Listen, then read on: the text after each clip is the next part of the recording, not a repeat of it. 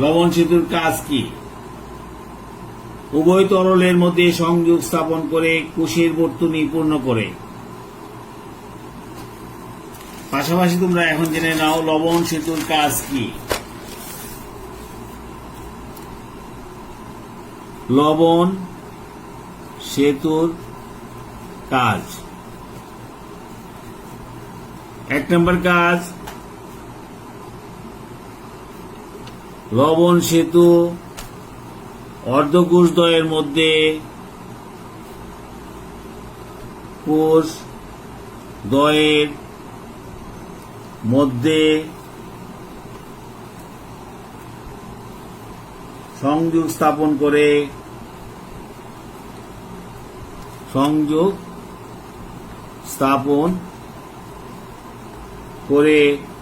কোষবর্তনী পূর্ণ করে। কোষবর্তনী পূর্ণ করে। 2 নম্বর কাজ, লবণ সেতুর মধ্যস্থ তড়িৎ বিশ্লেষণ, মধ্যস্থ তড়িৎ বিশ্লেষণ যেমন পটাশিয়াম ক্লোরাইড, উভয় অর্ধকোষের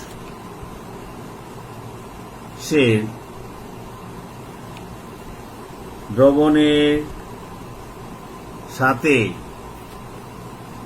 কোনো রাসায়নিক বিক্রিয়া করে না,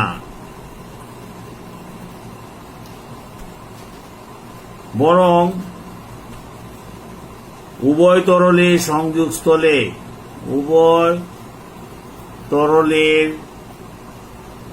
সংযোগস্থলে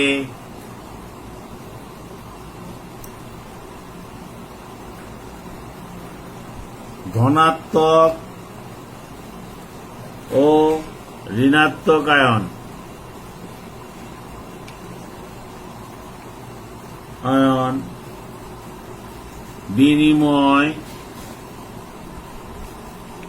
বিনিময়ের ব্যাপন প্রক্রিয়ার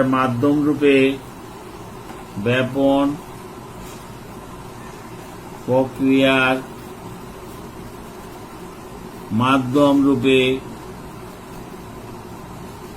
কাজ করে। ফলে উভয় তরলের বৈদ্যুতিক নিরপেক্ষতা বজায় থাকে।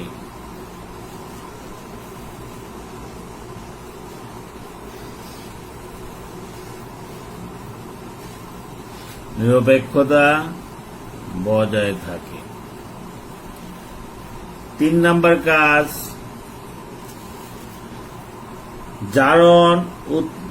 জারণ অর্ধকোষে উৎপন্ন ধনাত্মক আয়ন, জারণ অর্ধকোষে উৎপন্ন ধনাত্মক আয়ন যেমন ড্যানিয়েল কোষের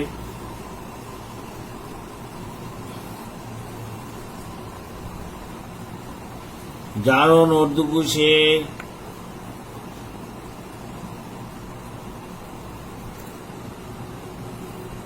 জিঙ্ক আয়ন বৃদ্ধি পায়। বৃদ্ধি পাওয়ায় এতে লবণ সেতু থেকে ঋণাত্মক আয়নের ব্যাপন ঘটে।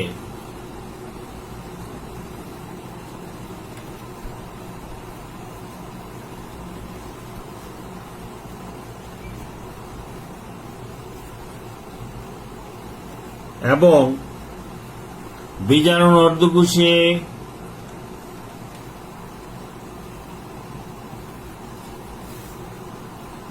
উৎপন্ন ধনাত্মক আয়ন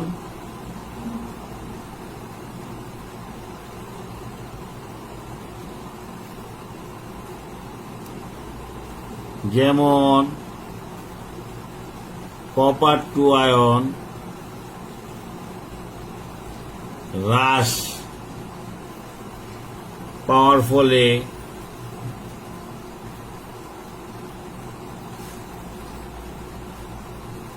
এতে লবণ সেতু থেকে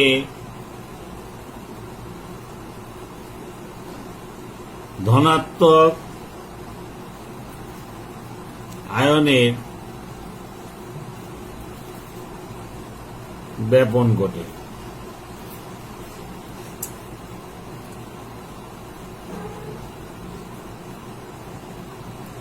ফলে উভয় অর্ধকোষের মধ্যে তড়িৎ নির্ভরতা বজায় থাকে। ফলে উভয় অর্ধকোষের মধ্যে তড়িৎ নিরপেক্ষতা বজায় থাকে। এর একটা জিনিস বোঝা উচিত, জারণ অর্ধকোষ। জারণ অর্ধকোষ কি জিনিস, কোথায় জারণ ঘটে? ডেনিল কোষে আমরা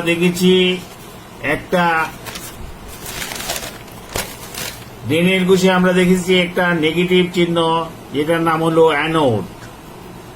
অ্যানোড হলো জিঙ্ক দণ্ড। আর আরেকটা দেখেছি আমরা ক্যাথোড। ক্যাথোড হলো কপার দণ্ড। এই অ্যানোডে ইলেকট্রন দান করে। অ্যানোড কি করে? ইলেকট্রন দান করে। এই দান করার ফলে অ্যানোডে জারণ বিক্রিয়া তাহলে ডেনিল কোষে আমাদের ক্যাথোড ইলেকট্রন গ্রহণ করে। ক্যাথোড কপার দণ্ডকে বোঝানো হয় এবং অ্যানোড জিঙ্ক দণ্ডকে বোঝানো হয়। অ্যানোডে ইলেকট্রন ছাড়ে আর ক্যাথোড গ্রহণ করে। কারণ আমাদের প্রশ্ন হলো বিদ্যুৎ উৎপাদন কিভাবে হয়, বিদ্যুৎ উৎপাদনের কৌশল। ডেনিয়েল কোষের বাম পাশের দণ্ড আমরা জানি জিঙ্ক দণ্ড, এটা হলো অ্যানোড এবং এটাকে মাইনাস চিহ্ন দ্বারা নির্দেশ করা হয়। অপর প্রান্ত থেকে এটা হলো ক্যাথোড, এটাকে আমরা পজিটিভ চিহ্ন দ্বারা, প্লাস চিহ্ন দ্বারা নির্দেশ করি। তারপরে একটি কপার তার সংযোগ করি, অ্যামিটার অথবা গ্যালভানোমিটার একটা তার গ্যালভানোমিটারের মধ্যে যুক্ত করি। যুক্ত করার পরে আমরা এনে যখন আমরা অ্যামিটারের সাথে দুটা তার লাগাই দিব, ধাতব পাতের সাথে লাগাই দিব, লাগাই দেওয়ার সাথে সাথেই এনে বিদ্যুৎ উৎপন্ন হইল কিনা এটা আমরা কিভাবে বুঝবো? এনে অ্যামিটারের মধ্যে বাতি জ্বলে উঠলেই আমরা বুঝতে পারবো যে এনে কি রাসায়নিক বিক্রিয়া হইতেছে। তড়িৎ রাসায়নিক কোষ, রাসায়নিক বিক্রিয়ার মাধ্যমে বিদ্যুৎ উৎপন্ন হবে। তার মানে এনে রাসায়নিক বিক্রিয়া যখনই হবে এনে বিদ্যুৎ উৎপন্ন হবে এবং এই অ্যামিটার জ্বললে আমরা বুঝতে পারবো যে এনে প্রক্রিয়া চালু হয়ে গেছে। বিদ্যুৎ প্রবাহিত হওয়ার সময় জিঙ্ক অ্যানোড থেকে জিঙ্ক পরমাণু দুটি ইলেকট্রন ত্যাগ করে জিঙ্ক আয়ন রূপে দ্রবণে যায়। জিঙ্ক আয়ন রূপে দ্রবণে যায় এবং দুটি ইলেকট্রন উৎপাদিত দুটি ইলেকট্রন জিঙ্ক পরমাণু জিঙ্ক ত্যাগ করে যা ধাতব তার দিয়ে কপার দণ্ডে যায় এবং কপার সালফেট দ্রবণে কপার আয়ন একটি ইলেকট্রনকে গ্রহণ করে বিজারিত হয়ে ধাতব কপারে পরিণত হয়। যেমন আমরা বুঝি অ্যানোড। অ্যানোড হল জিঙ্ক অ্যানোড বিক্রিয়া, যেটা অ্যানোড বিক্রিয়া। জিঙ্ক সলিড, জিঙ্ক ধাতব পরমাণু আর জিঙ্ক দুটা পরমাণু আর দুটা ইলেকট্রন, জিঙ্কের আয়ন আর দুটা ইলেকট্রন জিঙ্ক ছেড়ে দেয়। এটা হলো অ্যানোড বিক্রিয়া। আর ক্যাথোড বিক্রিয়া হলো আমাদের ক্যাথোডে কপার ইলেকট্রন গ্রহণ করে, ক্যাথোড বিক্রিয়া। ক্যাথোডে copper ion plus 2 electron copper ধাতব দণ্ড, কপার সলিড ধাতব কপারে রূপান্তরিত। এই আমাদের অ্যানোড বিক্রিয়া, ক্যাথোড বিক্রিয়া।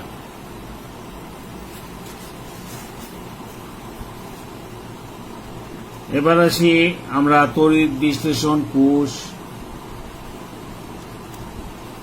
ও তড়িৎ রাসায়নিক কোষের পার্থক্য। তড়িৎ বিশ্লেষণ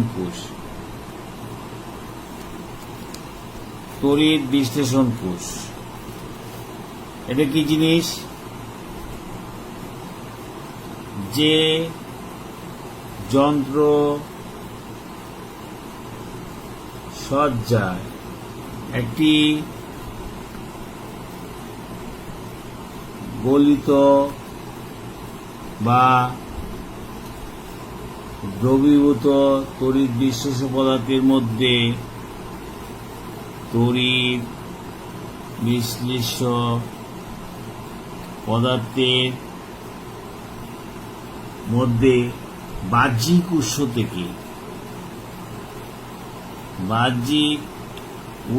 থেকে বিদ্যুৎ প্রবাহিত করলে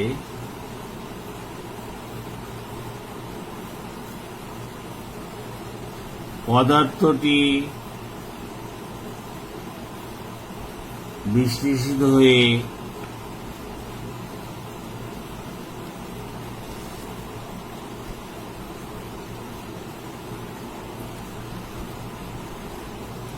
একাধিক নতুন পদার্থে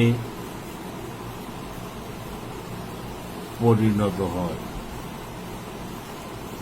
তাকে তড়িৎ বিশ্লেষণ কোষ বলে।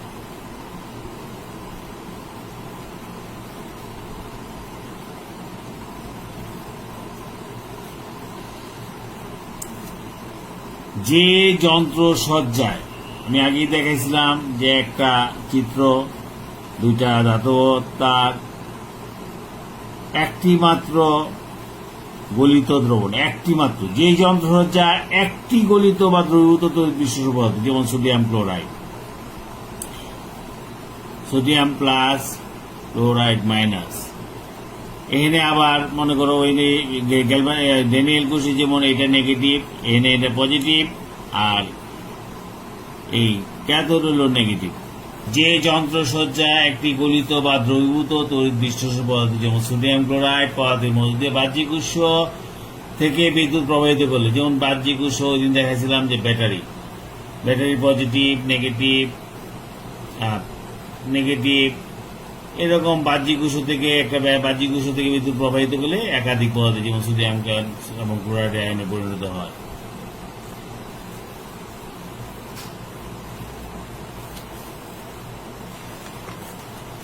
রাসায়নিক কোষ,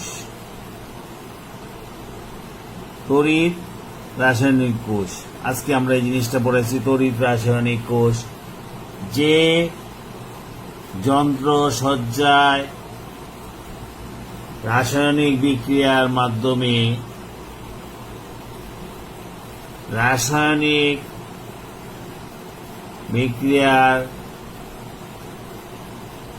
মাধ্যমে উৎপন্ন ইলেকট্রন প্রবাহ দ্বারা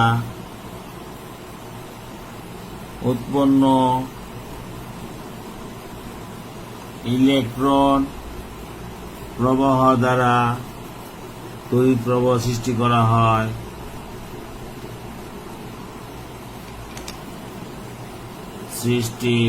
হয়, তাকে তড়িৎ রাসায়নিক কোষ বলে।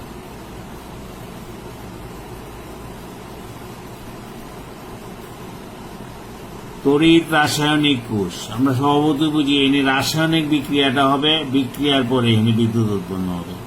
তড়িৎ রাসায়নিক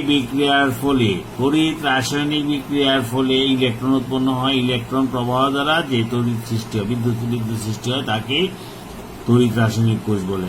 আর তড়িৎ বিশ্লেষক কোষ হলো একটা গলিত লবণ, এটার মধ্যে ব্যাটারি চালু করলে নেগেটিভ পজিটিভ লাগানোর পরে একটা পদার্থ একাধিক আয়নে একাধিক পদার্থে বিস্তৃত একাধিক নতুন পদার্থ সৃষ্টি হয়, তাকে তোমার তড়িৎ বিশ্লেষক বলে। গেল 2 নম্বর। এবার আসো 3 নম্বর। অ্যানোড অর্ধকোষ ও ক্যাথোড অর্ধকোষ কি? অ্যানোড অর্ধকোষ, ক্যাথোড অর্ধকোষ কি? আমরা ইতিমধ্যেই ড্যানিয়েল কোষ পড়ছি। অ্যানোড অর্ধকোষ, ক্যাথোড অর্ধকোষ কি? অ্যানোড অর্ধকোষ, অ্যানোড মানে জিঙ্ক, ড্যানিয়েল কোষ আমরা যা পড়ে আসছি। অ্যানোড মানে জিঙ্ক, ক্যাথোড মানে কপার। অ্যানোড অর্ধকোষ হলো সেই অর্ধকোষ যে অর্ধকোষে একটি ধাতব পদার্থ যেমন জিঙ্ক ধাতব দণ্ড থাকে এবং তারই সম্বলিত তড়িৎ বিশ্লেষক দ্রবণ থাকবে। এই একটা জিনিস, একটা পাত্র সহ একটা পাত্র থাকবে, একটা দণ্ড থাকবে, তড়িৎদ্বার থাকবে এবং তারই তড়িৎ বিশ্লেষক দ্রবণ থাকবে। ওইটাকে আমরা বলি একটা অর্ধকোষ। যেমন এটা জিঙ্ক অর্ধকোষ, এটাকে আমরা জিঙ্ক অর্ধকোষ এভাবে বলতে পারি। এটাকে আমরা অ্যানোড অর্ধকোষ তাও বলতে পারি। হ্যাঁ, অ্যানোড অর্ধকোষ। আর পাশাপাশি আরেকটা পাত্রের মধ্যে আরেকটা তোমার তড়িৎদ্বার দিলাম এবং সেই তড়িৎদ্বার সম্মিলিত তড়িৎ বিশ্লেষক দ্রবণ দিলাম, যেমন কপার সালফেট, এনে দিলাম জিঙ্ক সালফেট। কপার সালফেট আর কপার তড়িৎদ্বার, হ্যাঁ, এটাকে আমরা আরেকটা অর্ধকোষ। এটা হলো অর্ধকোষ নম্বর 1, এটা হলো অর্ধকোষ নম্বর 2। দুইটা 2, এটা হলো কপার অর্ধকোষ, কপার অর্ধকোষ অথবা ক্যাথোড অর্ধকোষ, ক্যাথোড অর্ধকোষ। তাহলে অর্ধকোষ আমরা চিনলাম। এটাকে আমরা জিঙ্ক অর্ধকোষ বলতে পারি, এটাকে আমরা অ্যানোড অর্ধকোষ বলতে পারি। এটাকে কিন্তু আমরা আরেকটা নামও দিতে পারি। কি নাম? এনে কি হয়? অ্যানোড কি করে? ইলেকট্রন ত্যাগ করে। অ্যানোড কি করে? ইলেকট্রন ত্যাগ করে। হ্যাঁ, অ্যানোড ইলেকট্রন ত্যাগ করে। ইলেকট্রন ত্যাগ করার ফলে জারিত হয়, জারণ অর্ধকোষ। এটা হলো আরেকটা নাম দিতে পারি আমরা, জারণ অর্ধকোষ। আর ক্যাথোড কি করে? ইলেকট্রন গ্রহণ করে বিজারিত হয়, সুতরাং এটার নাম হলো বিজারণ অর্ধকোষ। একটা জিনিসের কতগুলো নাম। জিঙ্ক অর্ধকোষ দিতে পারি, অ্যানোড অর্ধকোষ দিতে পারি, হ্যাঁ, আর বিজারণ অর্ধকোষ। এই হলো তোমার 3 নম্বর প্রশ্নের উত্তর। অর্ধকোষ, অ্যানোড অর্ধকোষ, ক্যাথোড অর্ধকোষ বলতে কি বুঝো? এটা হলো 3 নম্বর প্রশ্নের উত্তর। তারপরে ইতিমধ্যে আমরা লবণ সেতু কি, লবণ সেতুর কাজ আমরা আগে পড়াইছি। 4 নম্বর প্রশ্ন উত্তর আমরা আগে পড়েছি। জারণ বিভব কি? আমরা এখন আসি জারণ বিভব কি।